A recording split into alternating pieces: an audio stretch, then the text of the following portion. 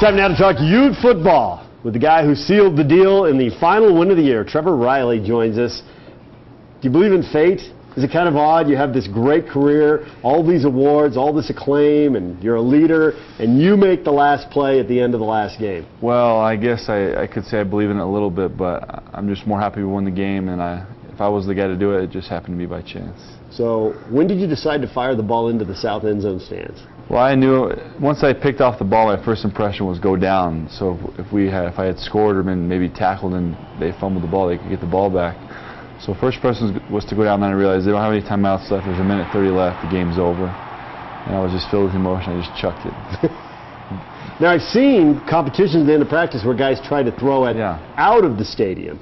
But not from, you were pretty far out, though. Yeah, I was on like the 15-yard line. I mean, I had to, maybe if I had Jim Plunkett's arm, I would have been able to do that. But I have thrown it out of the stadium from the goal line earlier this season. So oh, you did? Yeah. Nice. That's a big deal when that happens. Yeah, I mean, we got into a little wager with the offense versus defense. They had a quarterback throw it out, and then I said, let's go double or nothing, I'll throw it out. So I threw it out, and that's how we did that. Double or nothing on? The running. We were running after practice. So you got out of conditioning. Yeah. That explains that noise. We didn't know who threw it because the media's standing on the other sideline. But yeah, I was there that day. That was awesome. I saw it. All right, so what do you think of the whole season? Now that it's all said and done, obviously you didn't plan on 5 and 7. You also didn't plan on breaking in another new quarterback. Yeah, it's been a very difficult season. Started with Gaius in the off season. That's just a huge obstacle for any team to overcome. Then you put that together with Kenneth Scott going down, first game of the season, first quarter.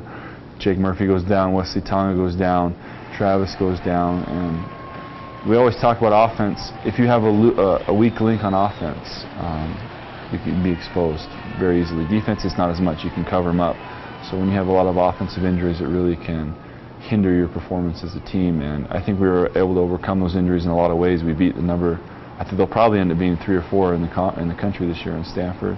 I'm just sad that we couldn't pull out a bowl game and win the South for the fans and the alumni. You're a pretty savvy guy, so you've heard the rumblings, you've heard Ute fans. First off, you saw the empty seats yesterday, and you've heard people complaining about Kyle and that. I know you've given a spirited defense of the coaching staff before. What do you see that makes you think these are the right guys? All you have to do is look at the recent history. We almost won the Pac-12 South 2 years ago. We were 1 field goal away from being Pac-12 South champions 750 days ago. So you have to kind of look at the big picture. You can't just make rash decisions, and that in life and in making those kind of decisions, I think Coach Whittingham has won a BCS bowl game. We were in it in our first year in the conference with the Pac-12 South, and to be frank, we've been unlucky. We haven't had the ball bounce our way. Last year we led the nation in caused fumbles, and we're near the bottom in fumbles recovered. This year we had a lot of injuries, and we had a lot of plays that were just, we were so close but weren't able to make them. So is that coaching? I would say no. I think a lot of it just is fate, and just we weren't able to make the plays. I saw a similar question posed to the guys who write the Pac-12 blog for ESPN, and they said that although the Utes have been in the Pac-12 for 3 years, they've just been playing a Pac-12 schedule. They haven't really been in it. They pointed out this is the first year with a new facility, and they're just now getting to the point where they're about to get a full share of the money at an age where, I mean, the money is just incredible. When you have a full share, you're way behind.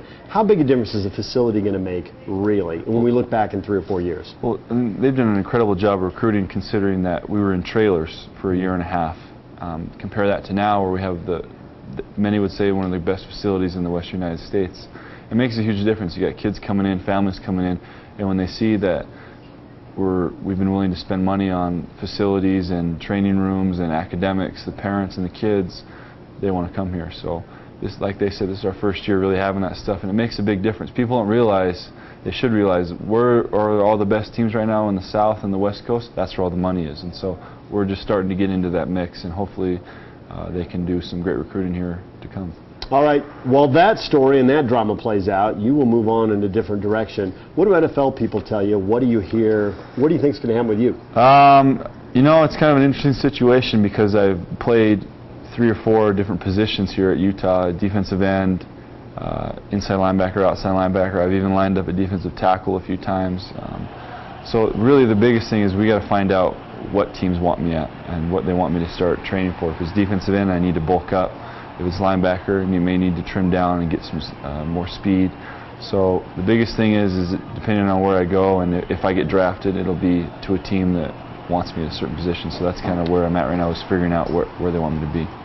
College and pro, every defense wants a wild card. So no matter what the team does, there's one guy who can move, and you can be on the line, you can be out in pass coverage, stop the run, go cover somebody.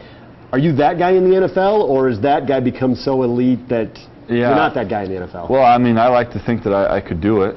Do other teams think I can do it? Does the NFL? I'm not sure. When I pick an agent here in the next few days, we'll be able to figure that out, and I'm sure he'll have a good feel for it. But I think that I have the ability, and a lot of people got to remember, I had knee surgery less than a year ago, major knee reconstructed. I had my ACL redone, I had my meniscus repaired. The same surgery that Derrick Rose is having, I had on my meniscus, and I had the same surgery as Adrian Peterson had at the same time. So I think if you give me another 6 months, I'm going to be physically in much better shape. Are there some teams that play a defense that you want to play?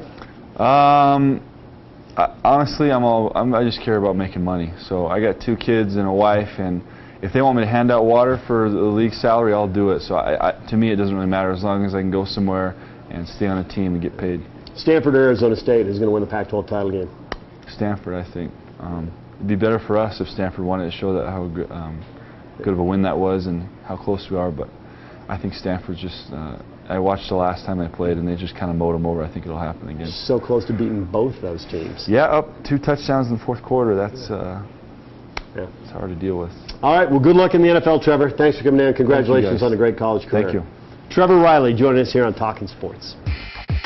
Hey, join us in the week ahead on Talking Sports on My Utah TV. The Jazz look to keep on with their winning ways. I'll be at ESA for their game with the Rockets tomorrow night. Tuesday, the BYU basketball team hosts North Texas, and a battle of undefeateds when the Utes are at Boise State. Comcast Cable 22, Dish, DirecTV Channel 12.